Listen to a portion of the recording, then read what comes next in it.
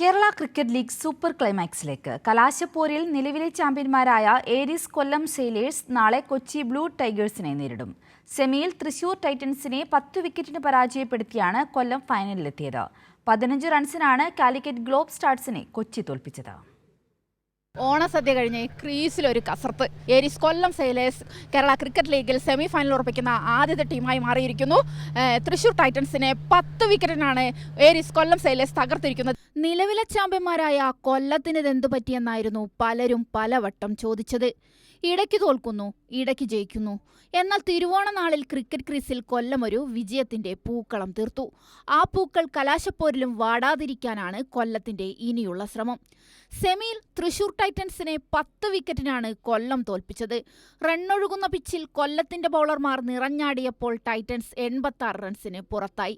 ഭരത് സൂര്യയുടെ അർദ്ധ century മികവിൽ 10 over തീരും മുമ്പേ ഏരീസ് കൊല്ലം സെയിലേഴ്സ് വിജയലക്ഷ്യം കണ്ടു. കൊച്ചിയുടെ നീലക്കടുവകൾക്ക് ഇത് ആദ്യത്തെ ഫൈനലാണ്. പോയിന്റ് പട്ടികയിലും 1ാം സ്ഥാനക്കാരായാണ് കടുവക്കുഞ്ഞുങ്ങൾ സെമിയിലെത്തിയത്. സഞ്ജു സാംസൺ ഇല്ലാതെ ഇറങ്ങിയ കൊച്ചി പതിയെ തുടങ്ങി.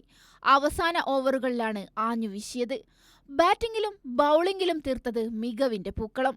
ഒടുവിൽ 15 റൺസിന് കാലിക്കറ്റ് ഗ്ലോബ് സ്റ്റാർസിനെ തോൽപ്പിച്ച് കൊച്ചി ഫൈനലിലേക്ക്. സാലി സാംസൺ നയിക്കുന്ന നീലക്കടുവകൾ ഞായറാഴ്ച സച്ചിൻ ബേബി നയിക്കുന്ന ഏരീസ് കൊല്ലത്തെ നേരിടും. ചാമ്പ്യനെ അറിയാൻ ഒരു ചുവട് മാത്രം. AP Sajisha, Kairali news.